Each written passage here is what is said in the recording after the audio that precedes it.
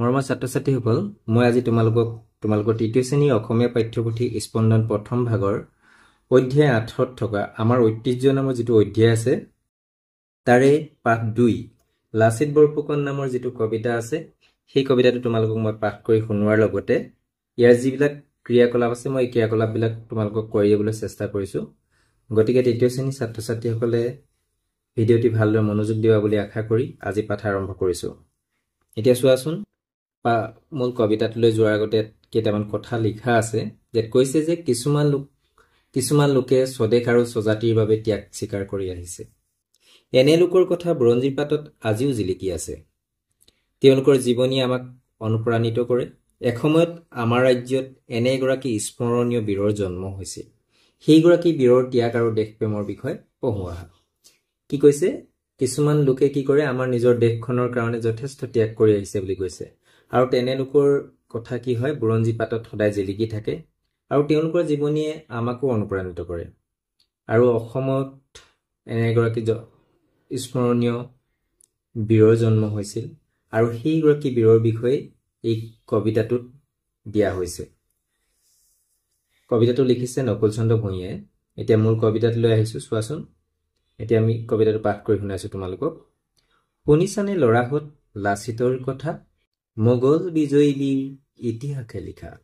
অসমক পৰাধীন কৰিবলৈ বুলি আহিছিল মোগলৰ সেনা বাহু তুলি। পাছদিনা অগণন মোগল সেনাই লবহি গৰখি দেশ ঘৰত সোমাই। মোগল অহাৰ পিনে লাগে গড় এটা, নহলে শতৰু আহি লগাবহি লেঠা। বৰফুকন সেনাপতি বীৰ লাচিতৰ, চকুত পৰিলে ইটো বুদ্ধি মোগলৰ। ততালিকে মাতি আনি মোমাই দেউক কলে, তেওঁ নহহিব সৰক তৰক। ৰাতি হব লাগে পুৱাৰ আগতে, পিয়াগুম গড় এটা শৰাই ঘাটতে। শেষ ৰাতি আহি দেখে বহু কাম বাকি, কিজানি নহব গড় আজি ৰাতি। উঠিল গৰজীবীৰ চকু ৰঙা কৰি, মোমাই কলৈ গল গড় মৰা এৰি। মোমাই দেউকে কলে, কাম কৰি কৰি মানুহবোৰ লাল কাল য'তে ত'তে পৰি। শক্তি কোলাই মানে কাম কৰিছিল, নোৱাৰে ইহঁতে আৰু ভাগৰি পৰিল। কি কলা মোমাই তুমি, ভাগৰি পৰিল? তোমাৰ মুখত এনে কথাও পৰিল। জানানে মোমাই তুমি, আজিৰ ক্ষণত মোমাই ডাঙৰ নহয় দেশৰ আগত। লাচিতৰ তৰোৱাল তীৰ বিৰাই গল, মোমাইৰ ছিগিল মোৰ, ইনো কিবা হ'ল। নহবলগীয়া এই ঘটনাটো দেখি যত যেনি লোক আছে সকলোৱে উঠি দেহা টানু মাৰি জীও শক্তিৰে লাগি ৰাতিতে কৰিলে গড় থকা চোৱা বাকী। গড়ৰ আঁৰত থাকি অসম সেনাই দুই হাত শিলৈ মাৰি মোগল খেদাই। স্বাধীন অসমৰ ৰাখিলে কিৰীতি, দেখুৱালে জগতক দেশৰ প্ৰীতি। লাচিতৰ পুৰ্ণাতি তোমালোক শুন, ৰাখিব লাগিব সেই তাহানিৰ গুণ। তোমালোকে কবিতাটো নিশ্চয় বুজি পাইছা। ইয়াত কি কোৱা হৈছে মই তোমালোকক বুজাই দিবলৈ চেষ্টা কৰিছো। ইয়াত কৈছে যে শুনিছানে ল'ৰাহঁত লাচিতৰ কথা তোমালোকে শুনিছানে কৈছে। তেওঁ কোন আছিলে? মোগল বিজয়ী বীৰ আছিলে আৰু ইতিহাসত তেখেতৰ কথা লিখা আছে। অসমক পৰাধীন কৰিবলৈ বুলি কি কৰিছিলে, মোগলৰ সেনা বাহু তুলি আহিছিলে বুলি কৈছে। আৰু পাছদিনা অগণন মোগল সেনাই লবহি গৰখি দেশ ঘৰত সোমাই। আৰু সেই মোগল সেনাই পাছদিনাই আমাৰ অসমখন দখল কৰিব, সেই কথা কোৱা হৈছে। মোগল অহাৰ পিনে লাগে গড় এটা, মোগলক বাধা দিবৰ কাৰণে কি এটা লাগে কৈছে, গড় এটা কোঠ এটা লাগে কৈছে। নহলে শত্ৰু আহি লগাবহি লেঠা, নহলে শত্ৰুৱে কি কৰিব কৈছে, লেঠা লগাব যদি গড় এটা মৰা নহয়। বৰফুকন সেনাপতি বীৰ লাচিতৰ, চকুত পৰিলে ইটো বুদ্ধি মোগলৰ। অসমীয়া আহোম সেনাৰ সেনাপতি কোন আছিলে তেতিয়া? লাচিত বৰফুকন আছিলে। তাৰপিছত ততালিকৈ মাতি আনি মোমাই দেউক কলে এই কথাটো, যেতিয়া যে এটা গড় লাগে সেই কথাটো তেওঁ মনলৈ অহাত তেওঁৰ নিজৰ মোমায়েকক মাতি আনিছে। কলে কি কয়, তেওঁ নহহিব সৰক তৰক। তেওঁ মানে কোনো কথাই নুশুনে আৰু ৰাতিয়ে হব লাগে পুৱাৰ আগতে বিয়াগুম গড় এটা শৰাই ঘাটতে। কি কৈছে, ৰাতিৰ ভিতৰতে এটা শৰাই ঘাটত এটা গড় লাগে বুলি কৈছে, ডাঙৰ গড় এটা বান্ধিবলৈ কৈছে। সেই ৰাতি আহি দেখে বহু কাম বাকি, কিজানি নহব গড় আজি ৰাতি। সেই ৰাতি যেতিয়া লাচিত বৰফুকনে গড়টোৰ কাম সম্পূৰ্ণ হৈছে নে চাবলৈ আহিছে, তেতিয়া গড়ৰ কাম বহুত বাকী আছে। তেতিয়া কি কৰিছে, তেতিয়া লাচিতে চকু ৰঙা কৰি গৰজি উঠিছে তেতিয়া কৈছে যে মোমায়ে গড় মৰা এৰি কলৈ গৈছে মোমাই দেউকে ক'লে তেতিয়া মোমাই দেউকে কৈছে যে কাম কৰি কৰি মানুহবিলাক ভাগৰি পৰি লালকাল দিছে এই কথা কৈছে শক্তি কুলাই মানে কাম কৰিছে যিমান শক্তি আছে সিমান শক্তিৰে কাম কৰিছিলে কিন্তু এতিয়া ইহঁতে নোৱাৰে আৰু ভাগৰি পৰিল বুলি কৈছে তেতিয়া আকৌ লাষ্টে চকু পকাই ধৰি কৈছে কি ক'লা মোমাই তুমি ভাগৰি পৰি তোমাৰ মুখত এনে কথাও পৰিল এনেধৰণে ডাঙৰকৈ মোমায়েকক লাচিতে কৈছে তাৰপিছত কি হৈছে চাওঁ তেতিয়া লাচিতে কৈছে যে জানানে মোমাই তুমি আজিৰ ক্ষণত এই সময়ত কি কৈছে যে মোমাই ডাঙৰ নহয় দেশখনতকৈ মোমাই কেতিয়াও ডাঙৰ হ'ব নোৱাৰে বুলি কৈছে আৰু তেতিয়া লাচিতৰ নিজৰ তৰোৱাল উলিয়াই লৈছে আৰু সেই কথা কৈ মোমায়েকৰ শিৰচ্ছেদ কৰিছে ডিঙি কাটি দিছে হয়নে মূৰ কাটি দিছে এই ঘটনাটো দেখি তেতিয়া অন্য যিবিলাক মানুহ আছে সেইবিলাকে একদম উঠি আহিছে আৰু যিমান শক্তি আছে সিমান শক্তিৰে তেওঁলোকে ৰাতিতে গড়টো সম্পূৰ্ণ কৰিছে দুই হাত তাৰপিছত এই গড়ৰ আঁৰত লুকাই কি কৰিছে দুই হাতে হিলৈ মাৰি হিলৈ ফুটাই পিনি কি কৰিছে মোগলক খেদিছে আৰু স্বাধীন অসমৰ যিটো মান সন্মান ৰাখিব পাৰিছে আৰু এই কাৰ্যৰ জৰিয়তে জগতক দেশৰ প্ৰতি ভাল পোৱা ভাৱ দেখুৱাব পাৰিছে আৰু কি কৈছে যে লাচিতৰ পোনাতি তোমালোক শুন লাচিতৰ পোনাতি হয় তোমালোক বুলি কৈছে আৰু সেই তাহানিৰ দিনত অতীতৰ যি গুণ গৰিমা সেই গুণ গৰিমা সদায় ৰাখিব লাগিব বুলি কবিতাটোত কোৱা আছে লাচিতৰ দেশপ্ৰেমৰ জৰিয়তে আমি দেশৰ প্ৰতি কেনেধৰণে ভাল পোৱা ভাৱ ৰাখিব লাগে এই কথাটো আমি কবিতাটোত দেখিবলৈ পাইছোঁ এতিয়া আহিছোঁ ইয়াৰ ক্ৰিয়াকলাপবিলাকলৈ পাঠভিত্তিক যিবিলাক ক্ৰিয়াকলাপ আছে এক আলোচনা কৰোঁ আৰু লিখোঁ আহা ইয়াত কি দিছে ইতিহাস প্ৰসিদ্ধ মোগল বিজয়ী বীৰজনৰ নাম কি মই উত্তৰবিলাক তোমালোকক কৰি দিছোঁ তোমালোকে চোৱাচোন উত্তৰটো কি হ'ব লাচিত বৰফুকন ইতিহাস প্ৰসিদ্ধ মোগল বিজয়ী বীৰজনৰ নাম লাচিত বৰফুকন তোমালোকে ধুনীয়াকৈ লিখি দিবা মই অকল উত্তৰটো লিখি দিছোঁ লাচিত বৰফুকন বুলি খ অসমক পৰাধীন কৰিবলৈ কোন আহিছিল উত্তৰ অসমক পৰাধীন কৰিবলৈ মোগল সেনা আহিছিল এনেধৰণে লিখিব লাগিব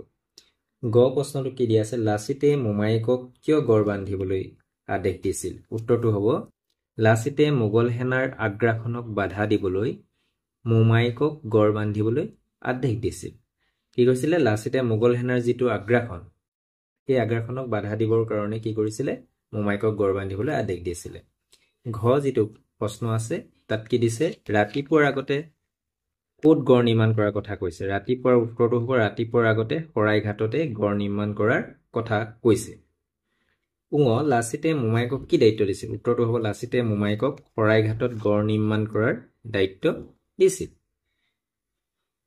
2 নম্বৰ যিটো ক্ৰিয়াকলাপ দিছে কি দিছে তলৰ সংলাপ কেইটা কোনে কৈছিল লিখা আৰু তেওঁলোকৰ ভাওলৈ সংলাপ দুটি মাতা আৰু এই সংলাপ কেইটা তেওঁলোকে যিয়ে কৈছিল তাৰ ভাও ল'বলৈ কৈছে আৰু মাতিবলৈ কৈছে প্ৰথমটো কি দিছে কাম কৰি কৰি মানুহবোৰ লাল কাল যতে ততে পৰি শকতি কোলাই মানে কাম কৰিছিল নোৱাৰে ইহঁতে আৰু ভাগৰি পৰিল এই কথাষাৰ কোনে কৰিছিল এই সংলাপটি মোমায়েকে কাক কৈছিল লাচিতক কৈছিল এতিয়াটো কেনেকৈ ক'ব লাগিব মোমায়েকৰ যদি ভাও লৈ কোৱা হয় কাম কৰি কৰি মানুহবোৰ লাল কাল যতে ততে পৰি শকতি কোলাই মানে কাম কৰিছিল নোৱাৰে ইহঁতে আৰু ভাগৰি পৰিল এনেধৰণে তোমালোকে ক'বলৈ চেষ্টা কৰিবা তাৰপিছতো কি আছে কি ক'লা মোমাই তুমি ভাগৰি পৰিল তোমাৰ মুখত এনে কথাও সৰি জানানে মোমাই তুমি আজিৰ ক্ষণত মোমাই ডাঙৰ নহয় দেশৰ আগত এই সংলাপটি লাচিতে মোমায়েকক কৈছিল এইটো কেনেধৰণে ক'ব লাগিব লাচিত যদি হৈ পিনি তোমালোকে কোৱা কি ক'লা মোমাই তুমি ভাগৰি পৰিল তোমাৰ মুখত এনে কথাও সৰি জানানে মোমাই তুমি আজিৰ ক্ষণত মোমাই ডাঙৰ নহয় দেশৰ আগত এনেধৰণে তাৰমানে যেতিয়া খঙত কয় আমি কেনেধৰণে ক'ম তেনেধৰণে ক'বলৈ চেষ্টা কৰিবা তাৰপিছতো 3 নম্বৰ ভাষা অধ্যয়নৰ লগত জড়িত ক্ৰিয়াকলাপ পদ্ধতিত পোৱা শব্দবোৰ অৰ্থ লিখোৱা অগণন মানে অসংখ্য অলেখ গড় প্ৰাচীৰ কোঠ পুনাতি পুত্ৰনাতি বিয়াগোমোহন মানে কি হ'ব বৰ ডাঙৰ বৃহৎ ক্ষণ মানে খন্তেক চিগিল মানে কাটিল এনেধৰণে হ'ব 4 নম্বৰ যিটো ক্ৰিয়াকলাপ আছে পদ্যৰ ছন্দ মিলোৱা আৰু উচ্চাৰণ কোমল কৰাৰ বাবে কিছুমান শব্দ সৰল ৰূপত লিখা হয় পদ্যটোত থকা এনে শব্দৰ সৰল ৰূপৰ লগত শব্দৰ মূল ৰূপ মিলোৱা আমি পদ্যত কিছুমান শব্দ ব্যৱহাৰ কৰোঁ যিবিলাক আমি সাধাৰণতে যিবিলাক মূল ৰূপটোৰ লগত অলপ বেলেগ হয় এতিয়া সতৰুটো আমি সাধাৰণতে এই শব্দটো আমি পদ্যৰ বাহিৰে বেলেগত নিলিখো এতিয়া সতৰুটো এনে শত্ৰু হয় গৰজিটো মূল ৰূপটো হ'ব গৰ্জি শক্তি বুদ্ধি প্ৰীতি এইটো স্বাধীন শেষ এইটো মূল শব্দ তাৰপিছত বাক্য ৰচনা কৰিবলৈ দিছে খটো 4 নম্বৰ খটো বাক্য ৰচনা কৰা ততালিকে তৎক্ষণাৎ সি খবৰটো শুনি ততালিকৈ উপস্থিত হ'ল এনেধৰণে লিখিব পাৰোঁ আমি বাক্য ৰচনা কৰিব দিয়া শব্দৰ তলত আস্তানি দিব লাগিব লালকাল ভাইটিয়ে এতিয়া লালকাল দি শুই আছে তীৰবিৰাই আকাশত তৰাবোৰে তীৰবিৰাই আছে তাহানি মানে অতীতৰ হয় তাহানি দিনবোৰেই ভাল আছিল অতীতৰ দিনবোৰেই ভাল আছিল এই কথাটো কোৱা হৈছে নিশ্চয় বুজি পাইছা তোমালোকে নিজেও এই শব্দকেইটা ব্যৱহাৰ কৰি বেলেগ বেলেগ বাক্য ৰচনা কৰিবলৈ চেষ্টা কৰিবা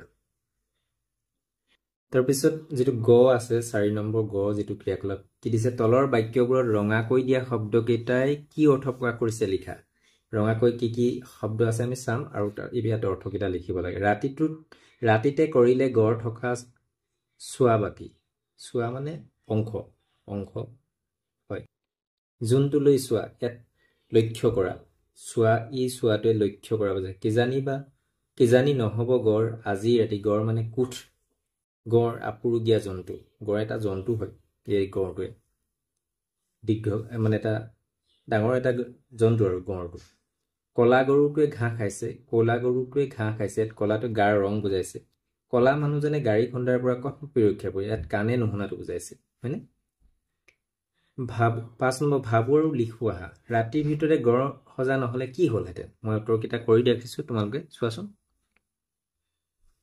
উত্তৰটো কি হ'ব ৰাতিৰ ভিতৰে গড়টো সজা নহলে আহোম সেনা মোগল সেনাৰ হাতত পৰাস্ত হোৱাৰ সম্ভাৱনা আছে খটো কি মোমাই ডাঙৰ নহয় দেশৰ আগত এই কথাপাকি কোনে কাক কৈছিল এই কথাপাকি লাচিত বৰফুকনে মোমাইকক কৈছিল গ দেশক ৰক্ষা কৰিবলৈ লাচিতে নৰিয়াগাৰে যুঁজ কৰিছিল দেশৰ বিপদৰ সময়ত আমি কি কৰিব পাৰোঁ উত্তৰ দেশৰ বিপদৰ সময়ত আমি একতাবদ্ধ হৈ দেশৰ স্বাৰ্থত কাম কৰিব লাগিব ন্যায়ৰ পক্ষত থকাৰ লগতে প্ৰয়োজনত দেশৰ হৈ আত্মউৎসৰ্গা কৰিব লাগিব ঘৰটো কি দিয়া আছে শৰাইঘাটৰ যুদ্ধত লাচিতে নাওত উঠি যুঁজ কৰিছিল তোমালোকে এতিয়া কি কামত নাও ব্যৱহাৰ হোৱা দেখিছা উত্তৰটো কি হ'ব বৰ্তমান নাও পৰিবহণ পৰ্যটন মাছ ধৰা আদি কামত ব্যৱহাৰ হোৱা দেখা পোৱা যায়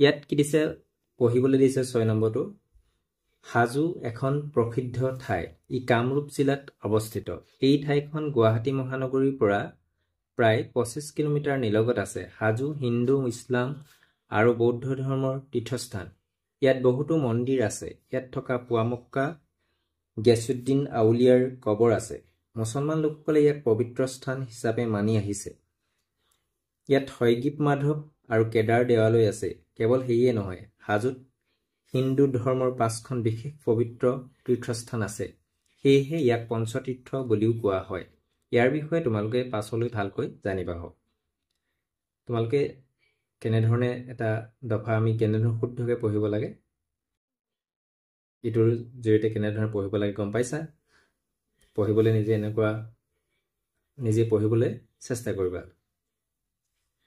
প্ৰকল্প দিছে 7 নম্বৰ পদ্যটোত তোমালোকে লাচিতৰ বিষয়ে পাইছা তেনেদৰে দেশ ৰক্ষাৰ বাবে যুঁজ কৰা আন কেইগৰাকীমান অসমীয়া বীৰ বীৰাংগনাৰ বিষয়ে বাতৰি কাকত আলোচনী আৰু গ্ৰন্থত প্ৰকাশ হোৱা জীৱনী গোটাই শ্ৰেণীত পাঠ কৰা আৰু সেইবোৰ লগাই এখনি সংকলন প্ৰস্তুত কৰি নামকৰণ কৰা তোমালোকে লাচিতৰ বিষয়ে পাইছা হয়নে তাৰপিছত দেশ ৰক্ষাৰ বাবে যুঁজ কৰা আন কেইগৰাকীমান অসমীয়া বীৰ বীৰাংগনাৰ বিষয়ে বাতৰি কাকত, আলোচনী আৰু গ্ৰন্থত প্ৰকাশ পোৱা জীৱনী গোটাই শ্ৰেণীত পাঠ কৰিবলৈ দিয়া হৈছে আৰু সেইবোৰ লৈ এখন সংকলন প্ৰস্তুত কৰিবলৈ দিয়া হৈছে। আমি তোমালোকে ক্লাছ 3তে তোমালোকৰ ইংৰাজী পাঠ্যপুথিত কনকলতা বৰুৱাৰ বিষয়ে পঢ়িবলৈ পাইছা। তেওঁ এগৰাকী অসমীয়া বীৰ, হয়নে, স্বাধীনতা যুঁজাৰু আছিলে। তাৰপিছত আমি মূলা গাভৰু পাইছোঁ। এনেধৰণে আমি বহুতো আমাৰ বীৰাংগনা আছে আৰু কুশল কোঁৱৰ, এনেধৰণে এইবিলাকৰ তোমালোকে বিভিন্ন বাতৰি কাকতৰ পৰা সংগ্ৰহ কৰিব চেষ্টা কৰিবা। আজি পাঠ ইমানতে সামৰিছোঁ। পুনৰ অন্য এটা পাঠৰ সৈতে পুনৰ লগ হ'ম। ধন্যবাদ।